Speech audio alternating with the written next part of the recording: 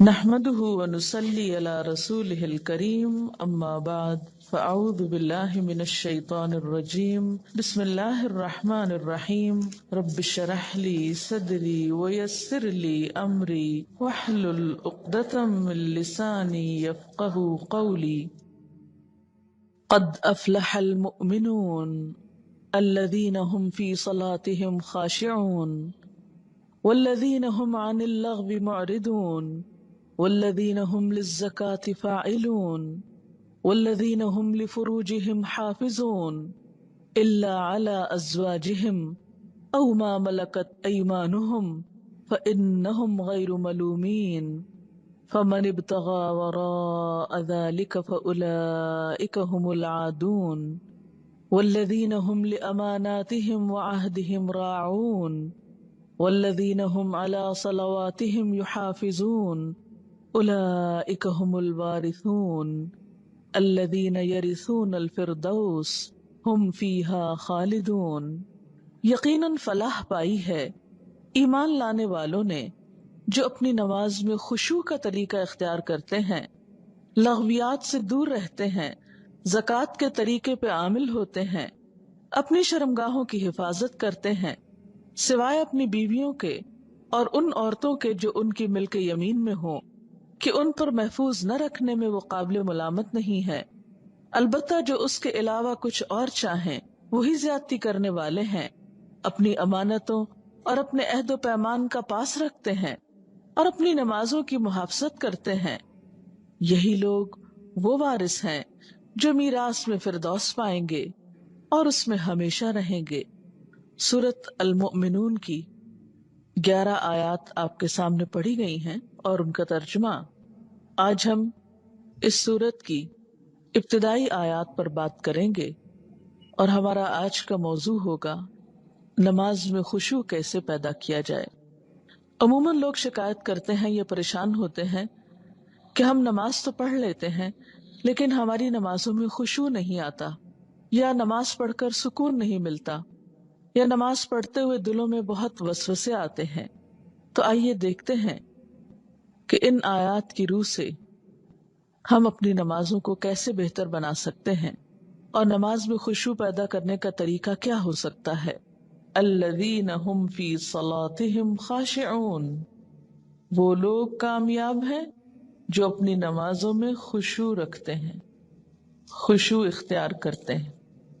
خشوع کا لفظ خ شین عین سے ہے جس کا معنی ہے سکون، ایسی نماز جس میں سکون ہو، دل کے اندر بھی اور ظاہری حرکات میں بھی، یعنی دل میں اللہ کا خوف ہو، اللہ ہی کی محبت ہو، اللہ کی طرف دھیان ہو، اور دل کے اندر یہ احساسات اتنے گہرے ہوں کہ انسان کے ظاہری رویے میں بھی نظر آ رہے ہوں، اس کے اعضاء پر بھی ان کا اثر ہو۔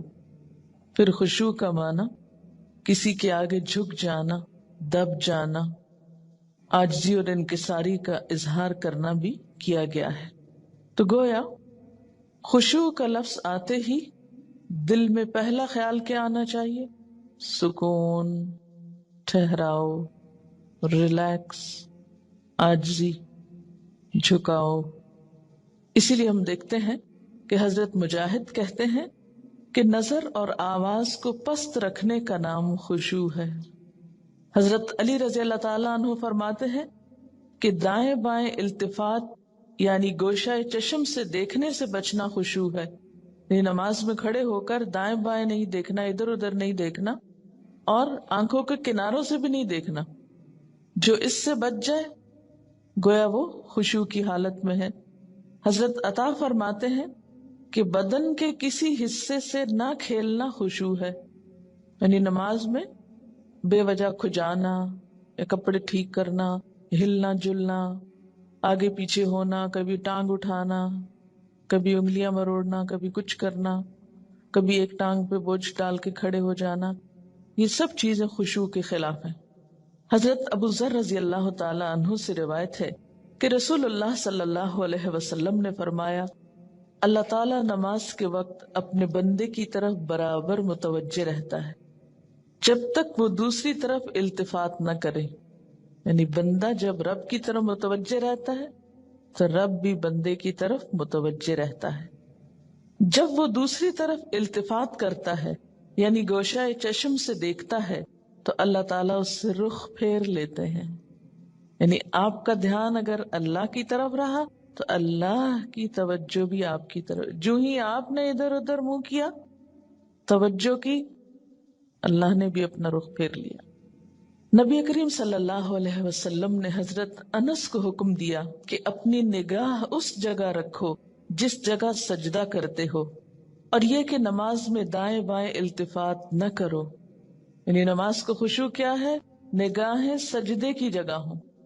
اگر آپ اس عمل میں کامیاب ہو جائیں تو یقین مانے آپ کی نماز میں خشوع آ جائے گا. بہت سے لوگ یہ سمجھتے ہیں کہ شاید آنکھیں بند کر کے نماز پڑھنے سے زیادہ خشوع آتا ہے، جو کہ غلط فہمی ہے. ایسا کرنا پسندیدہ بھی نہیں. لگتا بہت آسان ہے کہ کوئی چیز نظر نہ آئے تو ہمارا دھیان زیادہ اللہ کی طرف ہو جائے گا، لیکن آج آپ نماز میں تجربہ کر کے دیکھیں، جو لوگ آنکھیں بند کر کے پڑھتے ہیں وہ آنکھیں کھول کر سجدے کی جگہ دیکھنا شروع کریں. اس میں یہ ہوتا ہے نا کہ جب ہم بچپن سے ایک طریقے پر نماز پڑھ رہے ہیں، کبھی کسی نے ہمیں ٹوکا نہیں، کیونکہ ہم سب سے زیادہ مائنڈ اس وقت کرتے ہیں جب کوئی ہماری نماز کی اصلاح کرنا چاہے. عام طور پر اگر آپ لوگوں کو کسی بھی چیز سے روکیں تو وہ اتنا نہیں برا مناتے، لیکن اگر نماز کے بارے میں تھوڑی سی بات بھی کر دے تو ہائپر سینسیٹیو ہوتے ہیں، غصہ کرتے ہیں کہ کیوں کہا. اگر مثلا کسی نے اگر دوپٹہ باریک لیا نماز میں تو اسے روکا جائے کہ نہیں یہ ٹھیک نہیں، یا اگر ٹخنے ننگے ہو رہے ہیں اور بتایا گیا، یا یہ کہ نماز کا طریقہ درست نہیں، اگر اس میں کسی نے تھوڑی سی بھی مداخلت کر دی تو ناقابل برداشت. تم ہوتے کون ہو مجھے کچھ کہنے والے. اس لیے عموماً لوگ اپنی عزت بچانے کو دوسروں کو چھوڑ دیتے ہیں. ٹھیک ہے جو چاہیں کریں، پھر کیا ہو سکتا ہے. جب کسی کو خود پرواہ نہیں، جب کوئی خود اپنی اصلاح نہیں چاہتا تو آپ کیا کر سکتے ہیں کسی کے لیے. اور بعض اوقات انڈائریکٹلی 20 بار سمجھانے کے باوجود بھی لوگ اپنا طرز عمل نہیں بدلتے. تو یاد رکھیے کہ جب تک طریقہ درست نہیں ہوگا خشوع نہیں آئے گا. تو خشوع لانے کے لیے نمبر 1 کہ سنت کے مطابق نماز پڑھنے کی کوشش کریں، اور اس میں سجدے کی جگہ پہ دیکھنا شروع کریں. نماز میں حرکت کم کریں. عموماً تو مجھے ٹیلی ویژن دیکھنے کا کبھی نہ موقع ملا ہے نہ موقع ہوتا ہے. تو اس رمضان میں جہاں ہم ٹھہرے ہوئے تھے تو وہاں پر ٹیلی ویژن تھے، تو رات کو حرم کی تراویح آتی تھی، تو مجھے بہت ہوتا تھا کہ اتنا قریب ہے ہم اور وہاں شریک نہیں ہو سکتے. تو میں اہتمام کے ساتھ تھوڑی دیر لگا کے دیکھتی تھی کہ اچھا آج کون سی آیات آ رہی ہیں، آج کیا ہو رہا ہے. تو اس میں نے خصوصی طور پہ غور کیا کہ جو امام ہوتے تھے ایسے لگتا تھا کہ پتھر کے بت ہیں جو ان کو بالکل کوئی حرکت نہیں. اور وہاں سے مجھے اپنی نماز کو چیک کرنے کا احساس ہوا کہ ایک جگہ پر نظر ہے. ہمارا حال کیا تھا، کبھی آنکھیں بند کر لیتے، اوپر سر کر رہے ہوتے ہیں، کبھی ادھر کر رہے ہوتے ہیں، کبھی نیچے کر لیتے ہیں، کبھی آنکھیں کھول لیتے ہیں، کبھی ادھر ادھر تھوڑا سا دیکھ لیتے ہیں. کیا خاک خشوع آئے گا؟ اگر آپ کسی کو خشوع کے ساتھ نماز پڑھتے دیکھیں تو آپ دیکھیں گے آپ کی نماز میں بھی آئے گا، یا آپ کے پاس اگر کوئی کھڑا ہو تو اس سے بھی آپ کو فائدہ ہوگا. لیکن اگر آپ واقعی چاہتے ہیں، کیونکہ اس تدبیر نے مجھے بہت زیادہ فائدہ دیا ہے، آنکھیں بند نہیں کرنی، آنکھیں کھلی رکھنی ہے، لیکن مسلسل سجدے ہی کی جگہ پہ دیکھنا ہے، ادھر ادھر نہیں دیکھنا، اور کم سے کم حرکت، ہلنا نہیں ہے. یہ 2 کام آپ کر لیں تو اندر بھی ٹھہراؤ آئے گا. اسی لیے خشوع کا معنی سب سے پہلے میں نے آپ کو سکون والا بتایا. سکون. اور جو اس طرح نماز پڑھے اس کی نماز کے بعد بھی اس کو ایک خاص سکون نصیب ہوگا. ہم نماز پڑھ کے بے چین اٹھتے ہیں بعض اوقات، کیا پڑھا، کبھی رونے بھی بیٹھ جاتے ہیں، کوئی فائدہ نہیں. یہ رونے دھونے سے کوئی زیادہ فائدہ نہیں ہے. یہ ایک لیم ایکسکیوز ہوتا ہے، رو کے اپنے آپ کو ہم خوش کر لیتے ہیں کہ ہم رو لیے، بس ندامت کے آنسوں نے سب غلطی دھو دی. ٹھیک ہے، اس سے دھل جاتی ہے غلطی، لیکن غلطی کی جب تک اصلاح نہ ہو تو محض رونا فائدہ نہیں دیتا، یا محض ندامت فائدہ نہیں دیتی. تو اس لیے دو چیزوں پہ خصوصی توجہ کرنی ہے اگر چاہتے ہیں خشوع آئے. تو یہاں پر اللہ تعالیٰ فرماتے ہیں کہ صرف نماز پڑھنا ہی کافی نہیں، بلکہ نماز میں خشوع ضروری ہے. کس کے لیے؟ کامیابی کے لیے. اسی لیے آپ دیکھیے کہ ایسی جگہ پر نماز پڑھنے کو کہا گیا ہے جہاں زیادہ آس پاس موومنٹ نہ ہو. مردوں کے لیے تو بہت ہی اچھا چانس ہوتا ہے کہ مسجد میں چلے جائیں، مسجد میں سبھی نماز پڑھیں، کچھ اور تو وہاں ہو نہیں رہا ہوگا، تو اس میں خشوع پیدا ہونے کا ایک قدرتی ماحول ہوتا ہے. لیکن عورتوں کے لیے کیا پسندیدہ ہے؟ جیسے حدیث میں آتا ہے کہ گھر کے اندر والے حصے میں، یعنی جتنا عام ایکٹیویٹی والے حصے کو چھوڑ کر آپ الگ تھلگ ہو کر نماز پڑھیں اتنا ہی اچھا ہے، کیونکہ اس سے کوئی بیرونی جو انٹرفیرنس ہے یا ڈسٹریکشن کے اسباب ہیں وہ نہیں رہیں گے، تو آپ کے لیے آسانی ہو جائے گی. تو جب ہم سکون کے فارمولے پہ عمل کریں گے تو لازمی طور پر پھر ہم نماز میں کچھ اور چیزوں کا بھی خیال رکھیں گے جو عموماً دیکھا گیا ہے کہ لوگ ان کا خیال نہیں رکھتے. تو کن چیزوں سے پھر بچنا ہے؟ مثلاً نمبر 1 ہلنا نہیں، نمبر 2 مختلف سمتوں میں جھکنا نہیں. کیسے؟ یہ نہیں کہ کبھی دائیں ٹانگ پہ کھڑے ہو جائیں، کبھی بائیں ٹانگ پہ کھڑے ہو جائیں، یہ نہیں کرنا. ٹھیک ہے، اگر شروع میں آپ کو بہت لمبی نماز کی عادت نہیں تو مختصر پڑھنا شروع کریں، لیکن ہلے بغیر. کپڑوں کو بار بار سمیٹے نہیں، نہ ان کو جھاڑیں. ایسا دوپٹہ یا ایسا لباس نہیں پہنے کہ جو بار بار گرے اور بار بار آپ اس کو سمیٹنے میں مصروف ہوں. پھر اسی طرح جائے نماز کو درست طریقے پہ بچھائیں. یہ نہیں کہ نماز کے بیچ میں ہی آپ اسے ٹھیک کرنا شروع کر دیں. ایسی جائے نماز پہ کھڑے مت ہو کہ جو ہر دفعہ میں اکٹھی ہو جائے اور ہر دفعہ میں آپ اس کو سیدھا کر رہے ہوں. پہلے جو کھجور کے درختوں کے پتے ہوتے تھے ان کے جو جائے نماز ملتے تھے، اگر آج آپ کو میسر ہو اور اس پر نماز پڑھنے کی کوشش کریں تو آپ دیکھیں گے خشوع میں اضافہ ہوگا. بالکل ایک نیچرل میٹ ہوتا ہے نا، اس کی اپنی ایک خوشبو بھی ہوتی ہے اور وہ اکٹھا نہیں ہوتا، اور اس پر آپ کے ہاتھ پاؤں سب جم جاتے ہیں. یہ جتنی مخملی جائے نمازیں آ گئی ہیں اتنی ہی نماز میں خشوع ختم ہو گیا. کبھی پاؤں پھسل رہے ہوتے ہیں، کبھی ہاتھ پھسل رہے ہوتے ہیں. جس چیز پر آپ نماز پڑھتے ہیں اس کو بھی درست کرنے کی ضرورت ہے، وہ بھی مددگار ہے. اسی لیے آپ صلی اللہ علیہ وسلم نے نماز کے وقت سامنے نقش و نگار اور جائے نمازوں کے اوپر نقش و نگار اور ان چیزوں کو ناپسند کیا ہے، کیونکہ یہ بھی نماز میں خلل انداز ہوتے ہیں. پھر اسی طرح تن کے بھی نہیں کھڑے ہونا چاہیے، یعنی بہت اکڑ کے نہیں کھڑے ہوں، بلکہ نارمل نیچرل ریلیکس طریقے سے کھڑے ہوں. بہت اونچی قرات نہ کریں. مثلاً اگر آپ تہجد میں یا نفل کسی میں ذرا سا زیادہ تلاوت کرنا چاہتے ہیں، بہت چیخ چلا کے نہیں کریں. یا کہیں آپ امامت کرا رہے ہیں تو اس صورت میں بھی قرات میں عاجزی ہونی چاہیے، کیونکہ وہ بھی خشوع میں اضافہ کرے گی. اسی طرح گا گا کر تلاوت کرنا یہ بھی درست نہیں. مصنوعی تکلف سے تلاوت کرنا. پھر اسی طرح نماز میں جمائیاں لینا اور لیتے چلے جانا نہیں، ان کو کنٹرول کریں. اسی طرح جلدی جلدی کرنا، کیونکہ خشوع کیا ہے؟ سکون. اور سکون میں کیا ہے کہ آپ جب قیام کریں تو ہلنا بند کر دیں، رکوع کریں تو اتنی دیر رکوع کریں کہ جسم ہلنا بند کر دے. رکوع سے جب اٹھیں تو کھڑے ہو کر دوبارہ اتنا کھڑے ہوں کم از کم کہ آپ کا جسم ہلنا بند کر دے. پھر جب آپ سجدے میں جائیں ٹک جائیں اور اس وقت سر اٹھائیں جب تسبیحات پوری ہو چکی ہوں اور ہلنا بھی ختم ہو چکا ہو.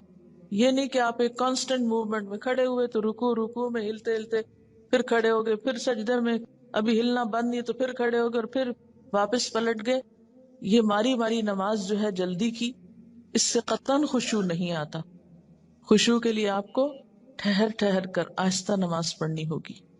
اسی طرح اگر کوئی چیز نماز میں اذیت دے رہی ہو تو اس کو ہٹانا ضروری ہے، کیونکہ بعض اوقات جب ہم کہتے ہیں نا سکون اور ٹھہر جانا، تو اس میں ہم ایسا ٹھہرتے ہیں کہ کوئی چیز اگر ہمیں اس میں پریشان کر رہی ہے، چبھ رہی ہے یا کوئی خارش ہو گئی یا کچھ، تو ہم اس کی طرف بھی توجہ نہیں دیتے، نتیجہ کیا؟ تو کچھ سمجھ نہیں آتا پڑھ کیا رہے. تو یہ ان نیچرل قسم کا سکون بھی طاری نہیں کرنا. اس میں کوشش کریں کہ کم سے کم موومنٹ سے اس سبب کو دور کر دیں.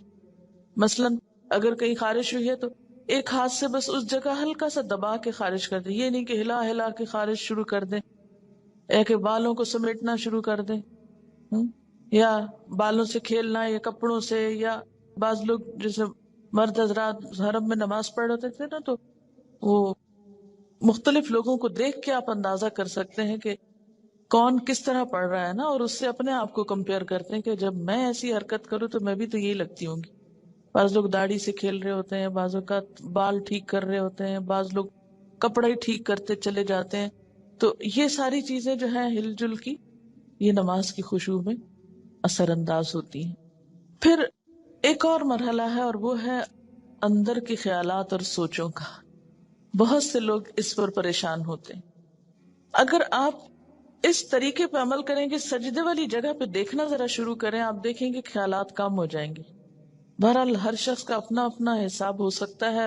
مجھے اس سے بہت فائدہ ہوا ہے، کیونکہ اللہ کے رسول صلی اللہ علیہ وسلم کی کوئی بات بھی حکمت سے خالی نہیں. تو خیالات دو طرح کے ہوتے ہیں، ایک ہوتا ہے خیالات کا آنا اور ایک ہوتا ہے خیالات کا لانا. آنے والوں کو تو آپ روک نہیں سکتے، پاسبل ہی نہیں. اور ایک ہوتا ہے خود انوائٹ کرنا، کسی کو بلانا، دعوت دینا. اس کو آپ بہرحال کنٹرول کر سکتے ہیں. اب جو بن بلائے آ جاتے ہیں ان کو آنے دیں، ان کو آپ اگنور کر دیں، کیونکہ ہمارا دماغ ایسی چیز ہے کہ جو کانسٹنٹلی کام کرتا ہے، رکتا نہیں ہے. آپ سو رہے ہوں تب بھی وہ خوابیں دیکھتا رہتا ہے، آپ جاگ رہے ہوں، آپ کسی سے بات کر رہے ہوں تو ضروری نہیں کہ آپ کی پوری توجہ وہاں ہو. بہت دفعہ ایسا ہوتا ہے کہ بات کرتے ہوئے آپ کا دھیان وہاں بھی ہوتا ہے اور کہیں اور بھی ہوتا ہے. ہاں؟ تو ان تمام چیزوں پر جو خیالات تو خود بخود آ رہے ہیں وہ آتے رہیں گے، اس کو نہیں آپ روک سکتے. مثلا کانوں کے اوپر تو آپ کیا کرتے ہیں؟ ہاتھ رکھ سکتے ہیں، آنکھوں کو بند کر سکتے ہیں، زبان بند کر سکتے ہیں، لیکن دماغ کے خیال کا کیا کریں؟ کوئی ڈھکنا نہیں دے سکتے، کوئی سوئچ نہیں آف کر سکتے. وہ تو خدا نخواستہ آف ہوا تو پھر تو گئے، آن نہیں ہو سکتا پھر. اب یہ بڑی مشکل ہے. اس لیے ان کے پیچھے نہ پڑے، ان کو زیادہ سوچے نہ، ان کو اہمیت نہ دے، ان کو اپنے اوپر حاوی نہ ہونے دے، ان کا تذکرہ نہ بہت زیادہ کریں. یہ کچھ لوگوں کو میں نے دیکھا وہ ہر ایک کو لے کے بیٹھ جاتے ہیں، میں کیا کروں، میرے تو خیال بہت آتے ہیں نماز میں. کسی کے پاس کوئی جادو کی چھڑی نہیں کہ جو ایک آپ کو لگائے گا اس وقت اور آئندہ آپ کے خیالات نہیں آئیں گے. اس لیے آپ ان کا تذکرہ زیادہ نہ کریں، just take it easy, normal لیں. تو ہوتا ہی ہے تو آئیں گے، لیکن یہ نہ کریں کہ کوئی ایک خیال آ گیا ہے تو پھر اس کے آگے اور سوچیں. مثلا اپنے کاموں کی پلاننگ وہاں کھڑے ہو کے شروع کر دیں. اور فرض نمازوں میں ایسا نہیں ہو سکتا، ایسا نہیں کیا جا سکتا. نفل میں اگر ہو جائے، جیسے حضرت عمر رضی اللہ تعالیٰ عنہ جو فوجوں کو ترتیب دینی ہوتی تھی تو نفل نماز شروع کر دیتے تھے. تو نوافل کی حد تک ٹھیک ہے، لیکن فرض میں نہیں. پھر آپ دیکھیے کہ اگر آپ بدل بدل کے صورتیں پڑھیں گے، قرآن پاک کا کچھ حصہ ساتھ ساتھ یاد کرتے رہیں گے، تو آپ دیکھیں گے کہ اس سے بھی فرق پڑتا ہے. چین سے یکسوئی آتی ہے. مثلا ایک جگہ آپ کھڑے ہیں یا ایک جگہ آپ کام کر رہے ہیں تو بعض اوقات آپ کام نہیں کر پاتے اور بار بار آپ کو خیالات تنگ کرتے ہیں. اپنی پڑھائی کے دوران بھی آپ نے دیکھا ہوگا، آپ تھوڑی سی پوزیشن چینج کر لیتے ہیں، جگہ بدل لیتے ہیں، اٹھ کے جا کے پانی پی کے آ جاتے ہیں، یہ کچھ تو اس سے پھر فرق پڑ جاتا ہے. اسی طرح اگر آپ تلاوت یعنی قرآن پاک کا وہ حصہ جو نماز میں پڑھ رہے ہیں، اگر آپ اس کو تبدیل کرتے رہیں تو فائدہ ہوگا. اس کے لیے طریقہ کیا ہو؟ کیونکہ آپ نے دیکھا ہوگا کچھ قرآن پاک آپ نے یاد کیا پھر وہ آپ کو بھولنے لگا. کوئی صورت اگر کچھ دن تک نہیں پڑھی، اگلے دن نماز میں پڑھنے کھڑے ہوئے وہ اٹکنا شروع ہو گیا، آپ نے تنگ آ کے چھوڑ دی. ایسی چیزیں بہت نیچرل ہوتی ہیں. اس کا علاج کیا ہے؟ پاکٹ سائز کا چھوٹا سا قرآن پاک کا نسخہ جو ہے وہ نماز کے وقت میں قریب رکھ لیں. میں نے ایک باسکٹ سی بنائی ہوئی، تو آپ کیا کریں، دعاؤں کے کارڈز، تسبیح اور جو قرآن پاک کا نسخہ اگر آپ چشمہ لگا کے پڑھتے ہیں تو چشمہ، یہ ساری ضروری چیزیں جو ہیں اس کے اندر موجود ہوں. وہ آپ اپنے بیڈ روم میں، اپنے وارڈ روم میں، کہیں ایک جگہ پر اس کو رکھ لیں. جو ہی نماز پڑھنے لگے جائے نماز بچھائی اور اٹھا کے وہ ٹوکری پاس رکھ لی. اچھا، سنت پڑھ لی آپ نے، اب آپ نے ارادہ کیا کہ میں آج فلاں سورت پڑھوں گی، اور آپ کو بھولی ہوئی ہے یا آپ سمجھتے ہیں کہ آپ کو یاد دہانی کی ضرورت ہے. کئی کئی جگہ ہوتے ہیں نا وہ شبے پڑ جاتے ہیں. تو آپ کیا کریں، شروع کرنے سے پہلے 1 سیکنڈ کے لیے ان جگہوں پر دیکھ لیں، اس کو پھر رکھ لیں، پھر آپ نماز پڑھیں. آپ انشاءاللہ وہ صورت بہتر طور پر پڑھ پائیں گے. جب آپ پڑھیں گے تو آپ دیکھیں گے کہ آپ کی واقعی نماز میں خوشی پیدا ہوگی، کیونکہ کچھ عملی تدابیر بھی ہوتی ہیں کہ یکسوئی والی جگہ ہو لیکن ساتھ ایسی چیزیں موجود ہوں.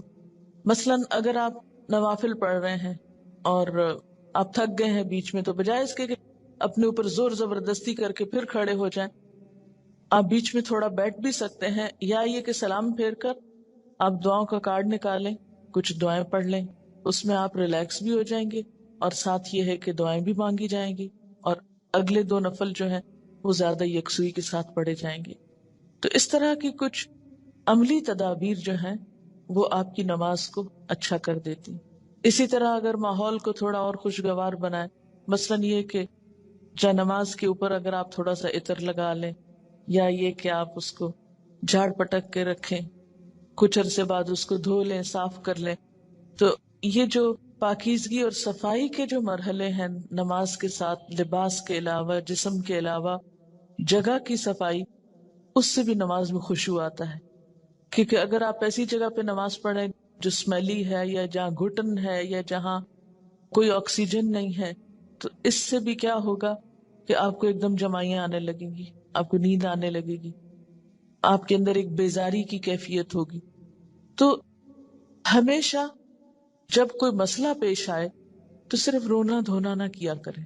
ہم رونا دھونا کر کے، واویلا کر کے یہ سمجھتے ہیں کہ مسئلہ حل ہو جائے گا، جو کہ ہو سکتا ہی نہیں. واویلا کرنا کسی مسئلے کا حل نہیں، اس کو تو اپنی زندگی سے نکال دیں، جو میں نے دیکھا کہ خواتین میں زیادہ ہی ہے، اور اس سے ہم مار کھاتے ہیں. ہاں؟ یعنی کوئی مسئلہ پیش آیا، ہائے کیا کروں، ہائے کیوں ہو گیا، ہائے، نہیں، یہ سب نکال دیں. مسئلہ پیش آنے پر، مسئلہ نماز میں خشوع نہیں، مسئلہ پیش آ گیا، مسئلہ پیش آنے پر مسئلے کو پہچانے، اس کے اسباب جانے، یعنی مسئلے کو آئیڈینٹیفائی کرے. پہلے یہ ہے مسئلہ، خشوع نہیں آ رہا، پہچانے وجوہات کیا ہیں، کیوں نہیں آ رہا. 1 وجہ کہ جگہ ٹھیک نہیں، 2 وجہ کہ قرآن یاد نہیں، 3 وجہ کہ آس پاس شور ہے، وغیرہ وغیرہ وجوہات معلوم کر لیں. اور ایک ان سب وجوہات سے بڑی وجہ کہ نماز پڑھنے کے ٹھیک طریقہ ہی نہیں آتا، الفاظ کی ادائیگی درست نہیں نماز کی، تو وہ ہر وقت ایک گلٹ ہے اندر، پتہ نہیں ٹھیک پڑھ رہی ہوں کہ نہیں، پتہ نہیں ٹھیک پڑھ رہی ہوں کہ نہیں. یہ جب تک یہ گلٹ رہے گی نماز میں خوشی نہیں آئے گی. اس گلٹ کو دور کریں.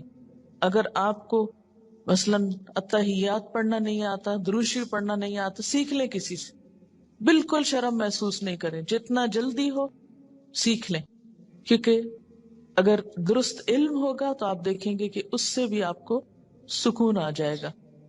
سارے مسائل کی وجوہات جانیں اور پھر ایک ایک کر کے وجہ کو دور کرنے کی کوشش کریں.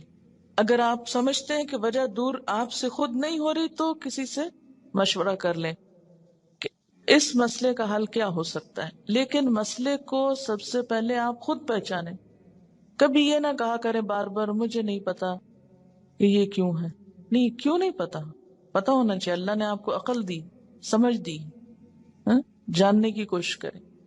اور پھر اس کے بعد یہ ہے کہ اس کا حل کریں، اور اس معاملے میں بے صبری نہ کریں. بہت سے مسائل کے حل میں وقت لگتا ہے، اس وقت کو اویل کریں، اور صبر کے ساتھ آہستہ آہستہ آپ دیکھیں گے کہ انشاءاللہ وہ مسئلہ حل ہوتا جائے گا. اور سب سے بڑی بات یہ کہ پھر اللہ تعالیٰ سے خوب خوب دعا کریں کہ اللہ تعالیٰ تو میری نماز میں خشوع دے دے، مجھے نماز کا شوق دے دے، مجھے نماز کی محبت دے دے، نماز کو میری آنکھوں کی ٹھنڈک بنا دے. اس طرح کی جو بھی دعائیں آپ کے دل میں آئیں. اب دیکھیے کہ مانگنے کے لیے آپ کے اندر سے بات اٹھنی چاہیے نا. دعا کوئی مصنوعی چیز نہیں ہے کہ کوئی مانگ رہا تو آپ اس کو دیکھ کے آپ بھی شروع کر دیں. اس کی ضرورت آپ کو خود محسوس ہونی چاہیے کہ یہ چاہیے مجھ کو، یہ مانگنا ہے مجھے، اس کے بغیر میرا گزارا نہیں ہو رہا. تو جس طرح دنیا کی چیزوں کے لیے ہم تڑپ تڑپ کے مانگتے ہیں، اسی طرح دین کے لیے بھی، اپنی آخرت کے لیے بھی تڑپ تڑپ کے مانگنا سیکھیں. تو انشاءاللہ آپ دیکھیں گے کہ اللہ تعالیٰ کی رحمت بہت قریب ہے. پھر ایک اور بات یہ ہے کہ جہاں اٹکاؤ ہو وہاں صدقہ کریں. یعنی جو صدقہ ہے ہر رکاوٹ کو دور کرنے کا ذریعہ ہوتا ہے. اس سے آپ دیکھیں گے کہ گرہیں کھولیں گی. اور صدقے کے لیے بھی ضروری نہیں کہ کوئی بہت بڑی اسپیشل چیز آپ تیار کریں، جمعرات کا انتظار کریں اور پھر اس میں کھانا پکائیں اور پھر اس میں کوئی مخصوص لوگوں کو بلائیں اور کھلائیں یا کوئی اور اس طرح کا مصنوعی کام کریں. اس کے لیے کیا ہے، فوری طور پر کسی کے ساتھ کوئی بھلائی کر لیں، اور کوئی نہیں تو جو سامنے سے آ رہا ہے اس کو دیکھ کے مسکرا لیں. اسی طرح آگے بڑھ کے سلام کریں. ان چھوٹی چھوٹی چیزوں میں دوسروں کی مدد جو ہے یہ سب صدقے کے کام ہے. اور ساتھ یہ ہے کہ پھر اللہ کے راستے میں مال خرچ کرنا، اپنی پسندیدہ چیز دوسرے کو دے دینا، اسی طرح کی چھوٹی چھوٹی چیزیں. تو آپ دیکھیں گے کہ وہ اندر کی گرہیں کھولیں گی نا تو باہر کی خود بخود کھلنے لگیں گی اور آپ ریلیکس ہو جائیں گے. اور اس خشوع کے ساتھ نماز جو ہے کامیابی کا ذریعہ ہے. اگرچہ مکمل کامیابی آخرت میں ہوگی، لیکن دنیا میں بھی آپ دیکھیں گے کہ آپ کو ہر مشکل کا حل، جیسے نبی صلی اللہ علیہ وسلم کا طریقہ تھا، کیا تھا کہ جب بھی آپ کو کوئی مشکل معاملہ پیش آتا فوراً نماز پڑھتے. وہ نماز پھر ایک بوجھ نہیں رہے گا. بخاری اور مسلم میں ہے، حضور صلی اللہ علیہ وسلم سے پوچھا گیا کہ سب سے زیادہ محبوب عمل اللہ کے نزدیک کیا ہے؟ آپ نے فرمایا نماز کو وقت پر ادا کرنا. پوچھا گیا پھر؟ فرمایا ماں باپ سے اچھا سلوک کرنا. پوچھا گیا پھر؟ فرمایا اللہ کی راہ میں جہاد کرنا. جہاد کرنا اگرچہ ضروری ہے لیکن وہ بعد میں ہے، پہلے اپنی نمازیں درست کر لیں اور وقت پہ پڑھیں. اور یہ جو وقت پہ پڑھنا ہے نا، اگر اس کی عادت ہو جائے تو آپ دیکھیں گے کہ آپ کے وقت میں برکت ہو جائے گی. ہوتا کیا ہے، نماز کا وقت ہو گیا نا، ہم ٹال رہے ہیں، نہ تو جو کام کر رہے ہیں وہ صحیح ہو رہا ہے ٹالنے کی وجہ سے، اور نہ نماز ہماری ٹھیک ہوگی پھر، کیونکہ جو نماز دیر سے پڑھی جائے گی اس میں خشوع ہو ہی نہیں سکتا. اگر آپ فجر کے آخری ٹائم پہ اٹھیں کیسے خشوع آئے گا؟ ٹینشن تو یہی رہے گی کہ سورج نہ نکل آئے یا نکل نہ چکا ہو. کوئی بھی نماز جو تاخیر سے پڑھیں گے آپ، وقت گزار کے پڑھیں گے، وہ خشوع سے خالی ہو جائے گی، خود بخود آٹومیٹیکلی پھیکی ہو جائے گی. اس لیے کوشش کریں، یعنی اگر آپ خشوع لانا چاہتے ہیں تو پہلی کوشش کہاں سے شروع ہو کہ وقت پر اور اول وقت میں. حضرت ابو درداء سے روایت ہے کہ رسول اللہ صلی اللہ علیہ وسلم نے فرمایا سب سے پہلی چیز جو امت سے اٹھ جائے گی یعنی سلب ہو جائے گی وہ خشوع ہے، یہاں تک کہ قوم میں کوئی خاشع نظر نہ آئے گا. بہت سے لوگ نماز پڑھیں گے مگر کوئی خاشع نظر نہ آئے گا. حدیث میں آتا ہے ایک مرتبہ نبی صلی اللہ علیہ وسلم نے ایک شخص کو دیکھا کہ نماز پڑھ رہا ہے، ساتھ ساتھ داڑھی کے بالوں سے کھیلتا جا رہا ہے. اس پر آپ نے فرمایا لو خشع قلبہ خشعت جوارحہ، اگر اس کے دل میں خشوع ہوتا تو اس کے جسم پہ بھی خشوع طاری ہو جاتا. ظاہری خشوع جب آتا ہے جب دل میں خشوع، دل اللہ کے آگے جھکا ہوا، اور اگر دل دنیا کی یادوں میں اور دنیا کے قصوں میں مشغول ہو تو پھر خشوع نہیں آ سکتا. خشوع کا لفظ بولتے ہی آپ کے ذہن میں کیا چیز آتی ہے؟ سکون، عاجزی. ایک لفظ میں ہو تو سکون اور دوسرے میں ساتھ ہی عاجزی بھی. سورۃ الانبیاء میں پیغمبروں کی صفات میں اللہ تعالیٰ فرماتے ہیں وَكَانُوا لَنَا خَاشِعِينَ، یہ سارے پیغمبر ہمارے لیے خشوع کرنے والے تھے. تو اس سے کیا پتہ چلتا ہے کہ خاشع ہونا جو ہے، عاجز ہونا اور اللہ کے سامنے عاجزی اختیار کرنا، یہ پیغمبروں کی صفات میں سے رہا ہے. سورۃ انبیاء کی آیت 90. اور اس میں بھی آپ دیکھیے کہ انہم کانوا یسارعون فی الخیرات ویدعوننا رغبا ورہبا وکانوا لنا خاشعین، کہ وہ بھلائیوں میں بہت جلدی کرتے تھے، یسارعون فی الخیرات، اور ویدعوننا رغبا ورہبا، رغبت کے ساتھ اور خوف کے ساتھ ہمیں پکارتے، حالانکہ وہ پیغمبر تھے، پھر بھی محض رغبت نہیں تھی، خوف بھی ساتھ تھا۔ وَكَانُوا لَنَا خَاشِعِينَ، اور وہ ہمارے آگے جھکے ہوئے تھے۔ تو اس سے یہ پتہ چلتا ہے کہ نماز کے اندر خشوع صرف نماز میں ہی جھکنے کا نام نہیں، یا صرف نماز کی حد تک عاجزی اختیار کرنے کا نام نہیں، بلکہ اس کے علاوہ عام روزمرہ زندگی میں بھی یہ اخلاق پیدا ہونا چاہیے، یا عام روزمرہ زندگی میں بھی ہمارے اندر یہ کردار پیدا ہونا چاہیے۔ اب جب سکون کی بات ہوئی کہ کانوا لنا خاشعین، اور خشوع کا معنی اگر سکون کیا جائے اور عاجزی کیا جائے تو عملی زندگی میں کہاں کہاں یہ نظر آئے گا اور کس کس طرح؟ ہوتا یہ کہ جب ہم نماز میں لطف اٹھاتے ہیں تو ایک نماز کا اچھا پڑھنا آئندہ کی نماز کے لیے خود بخود انتظار کی کیفیت پیدا کر دیتا ہے نا، کیونکہ آپ نے اس کو انجوائے کیا ہوتا ہے۔ اور اگر ایک نماز آپ نے خراب پڑھی تو اس کے بعد دل پہ بوجھ پڑتا ہے، اس بوجھ سے گلٹ آتی ہے، اور پھر انسان کہتا ہے کیا فائدہ، پتہ نہیں پچھلی کا کیا بنا، اب اگلی کیا پڑھوں، بس وہ ایک پھر ڈگمگانے کی اور کشمکش کی کیفیت پیدا ہو جاتی۔ تو ہر نماز اپنی جگہ اہم ہے، اور ہر نماز کے اندر ایسی کوشش ضروری ہے جو اگلی نماز کے لیے ایک تیاری بن جائے، یا ایک گراؤنڈ پریپیئر کر دے، یا اس کے لیے ایک بنیاد بن جائے۔ وہ خشوع صرف نماز میں ہی تو نہیں رہتا نا، نماز میں کیفیت طاری ہوئی، اس کے بعد آپ عام زندگی میں لوگوں سے معاملہ کر رہے ہیں، تو اب اس میں کچھ کنٹینیوٹی ہونی چاہیے نا، ٹھیک ہے اس لیول کی تو نہیں، لیکن اس کا اثر زندگی کے دوسرے معاملات پر بھی پڑنا چاہیے، کیونکہ نماز جو ہے یہ ہماری پوری شخصیت کو ریفارم کرتی ہے، اس کی اصلاح کا سبب بنتی ہے۔ نماز کے اندر کی کیفیات باہر پر اثر انداز ہوتی ہیں، ٹھہراؤ آنے لگتا ہے نا۔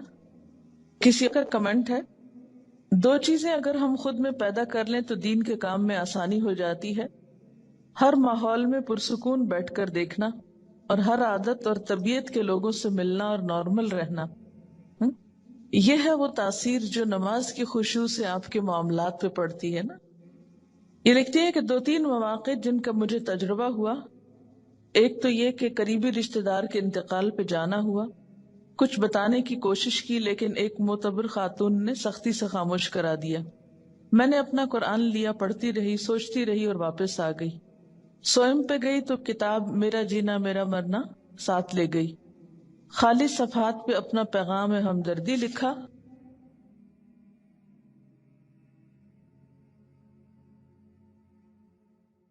خالی صفحات پہ اپنا پیغام ہمدردی لکھا، اور یہ کہ جو بھی یہ کتاب پڑھے دوسروں کو بتائے اور مرنے والے کے لیے مغفرت کی دعا کرے۔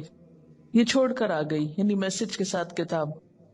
2 مہینے بعد فون آیا ان کی بہو کا کہ جو بھی لوگ دوسرے شہروں سے آئے ہیں میں نے پڑھ کر کتاب سنائی ہے، ہر کوئی کتاب کا مطالبہ کر رہا ہے، جتنی کتابیں انہوں نے مانگی بھجوا دی۔ لے جانے والے نے بتایا کہ ہر کوئی یہ کتاب لینا چاہ رہا ہے، اور میری بیوی ہر ایک کو کتاب سناتی ہے۔ کام ہو گیا۔ اگر یہ اس معتبر خاتون کی بات نہ مانتی اور اس وقت الجھ پڑتی تو اس صبر کا یہ جو پھل ملا ہے یہ نہ ملتا۔ کہتے ہیں نا صبر کا پھل میٹھا ہوتا ہے۔ اس وقت تو بہت سخت تکلیف سے گزرتا ہے انسان، اور ہم عام طور پر چلا اٹھتے ہیں کہ نہیں مجھے تبلیغ کا موقع نہیں ملا اور اتنا اچھا موقع چلا گیا۔ ایک تو یہ کہ اللہ تعالیٰ کے فیصلوں کو اگر قبول کرنا آ جائے نا ہمیں تو زندگی پر لطف ہو جائے۔ موقع مل گیا الحمدللہ، نہیں ملا تو اس میں بھی کوئی مصلحت ہوگی ضرور، میں اس حال پہ بھی راضی ہوں، میں نے کوشش کر لی، اگر چانس نہیں ملا کوئی بات نہیں، لیکن کوشش نہیں چھوڑی۔ جب ہم جھلا اٹھتے ہیں اور اپسیٹ ہوتے ہیں تو اس میں نقصان کیا ہوتا ہے کہ ہم پازیٹیولی کام کرنا چھوڑ دیتے ہیں، کوشش ترک کر دیتے ہیں۔ جب کوشش چھوڑتے ہیں تو اگلا نیکی کا موقع ختم ہو جاتا ہے. اور کوشش پر آمادہ رہنا اور صبر کی کیفیت بھی دراصل خشوع سے آتی.